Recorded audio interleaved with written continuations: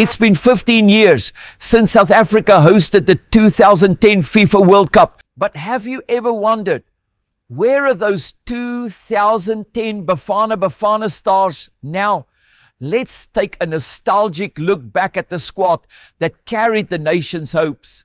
At number 18, the man who led the team, Carlos Alberto Parreira. The Brazilian tactician who had already coached at multiple World Cups before taking charge of South Africa. In 2010, he brought calm, experience and a bit of samba strategy to our boys. After the World Cup, Parreira didn't take on another big job. He quietly retired from coaching altogether. Now in his 80s, he lives a quiet life back in Rio de Janeiro, occasionally appearing at FIFA events or giving interviews about his legendary career. These days, Parreira is more of a grandfather figure to the game, retired, reflective, and remembered for helping shape one of South Africa's proudest footballing eras. At number 17, Moeneeb Josephs, our ever reliable goalkeeper from Orlando Pirates. Back in 2010, Joseph stepped up when Cooney got that infamous red card. He carried himself with composure and class. After the World Cup, he continued with Pirates, then moved to Bidvest Wits and Amazulu, where he eventually became player assistant coach. These days, Joseph has transitioned fully into coaching. He left Amazulu's technical team a while back, but he's been spotted mentoring young goalkeepers in Johannesburg, running training programs for schools and youth academies. 15 years later, Slim Cat is still helping the next generation, not between the sticks, but behind the scenes. Number 16, Siboniso Ngcongca, the dependable right back who never stopped running. In 2010, he was with Mamelodi Sundowns, later moving to Kaizer Chiefs and Ajax Cape Town. After hanging up his boots, he didn't disappear. He reinvented himself.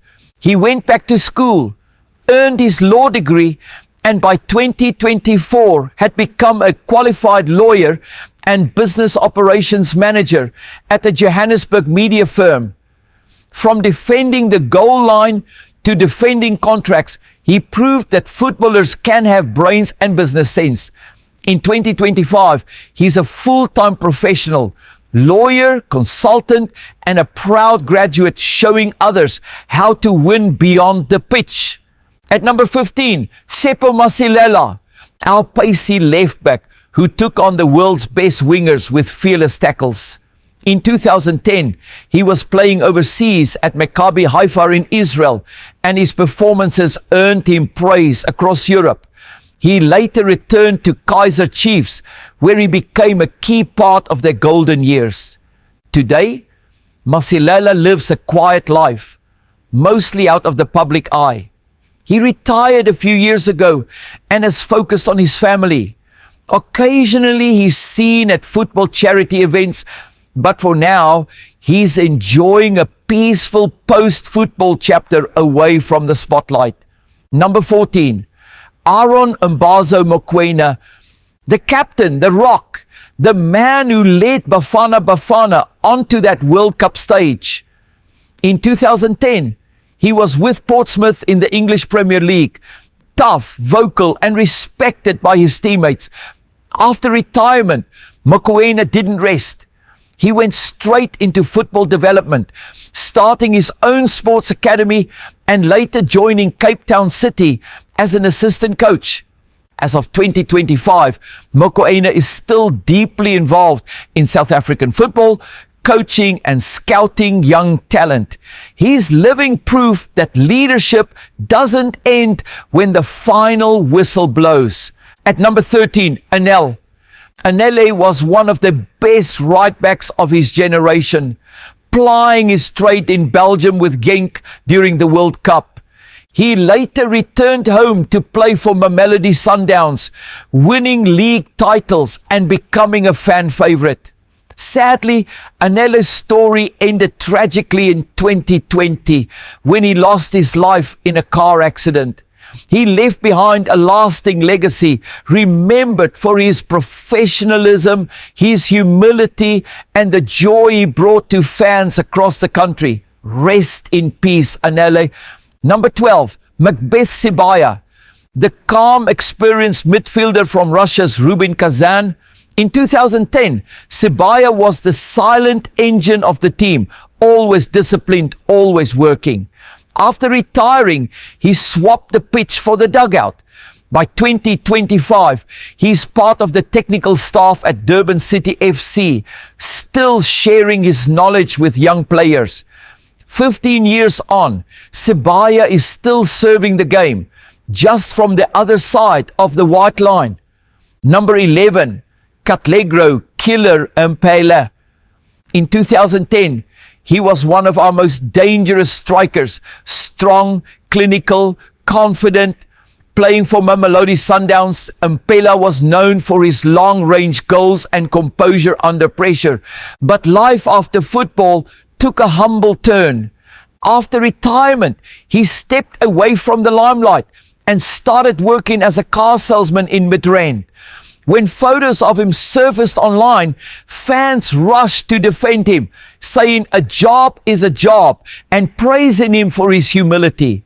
In 2025, Killer Mphela is still working outside football, building a new kind of life, one that reminds everyone that there's no shame in starting over. Number 10, Steven Pienaar, the heart and soul of the team's creativity. In 2010, he was starring at Everton, making the Premier League his playground. After the World Cup, Pienaar continued in Europe, then retired at Bidvest Wits in 2018. Now based in England, he's part of Everton's academy coaching staff, mentoring young players, the same club where he made his name.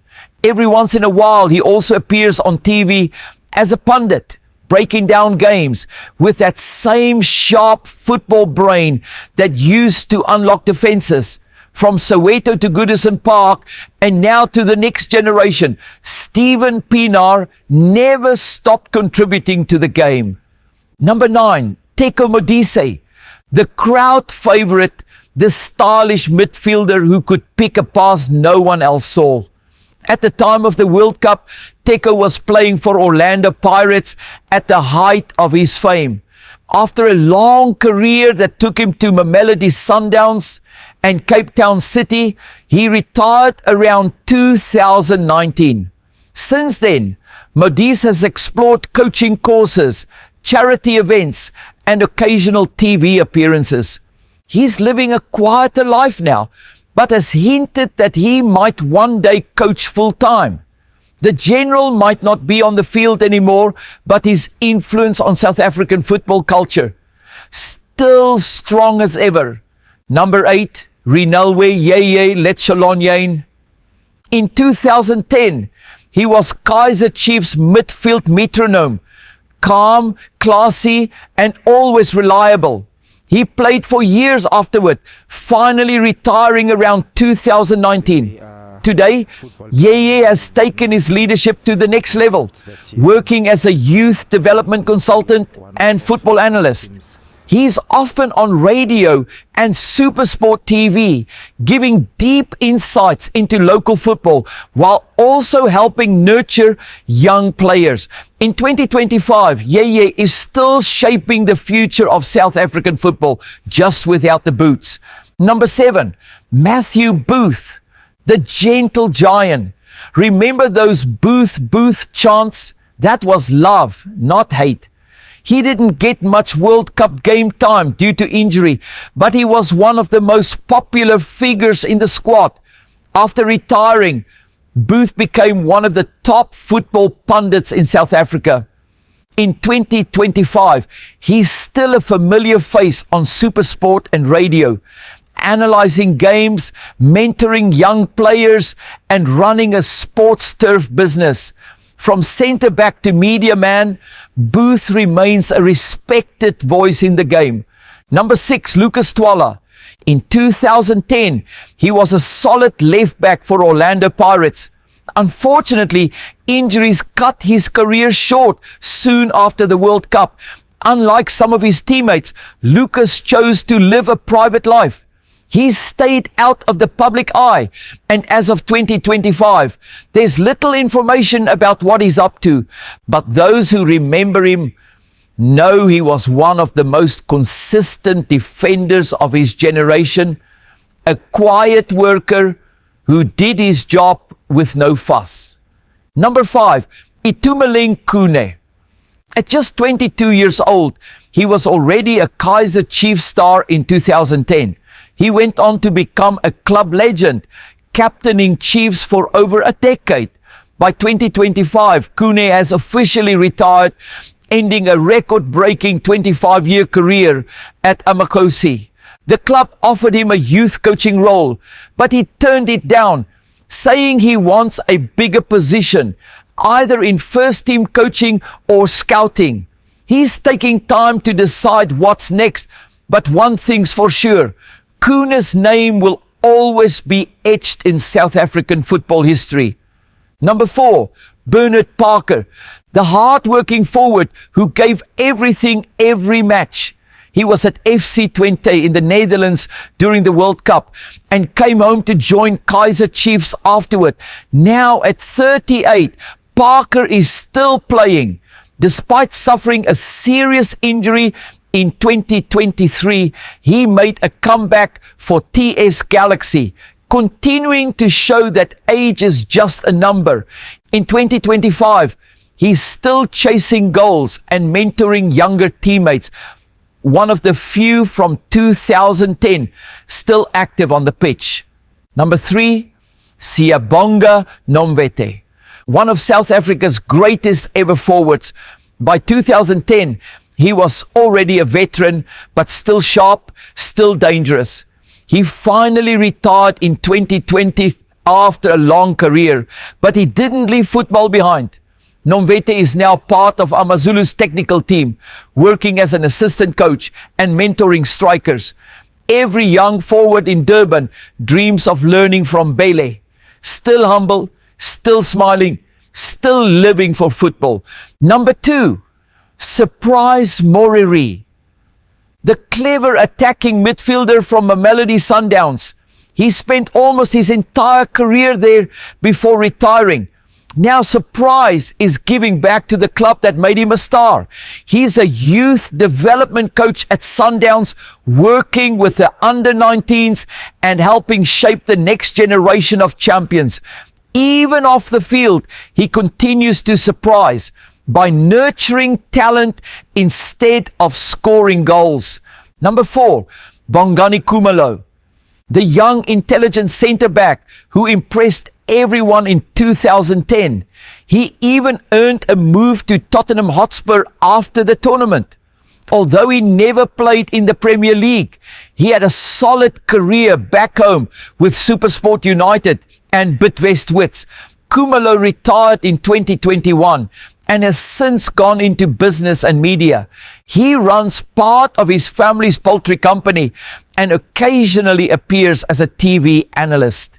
In 2025, Bongani Khumalo is thriving off the field, showing that football intelligence can translate into boardroom success. And finally, number 1, Siphiwe Tshabalala, the man, the myth, the legend. That opening goal against Mexico, it still gives us chills. Goal for South Africa, goal for all Africa.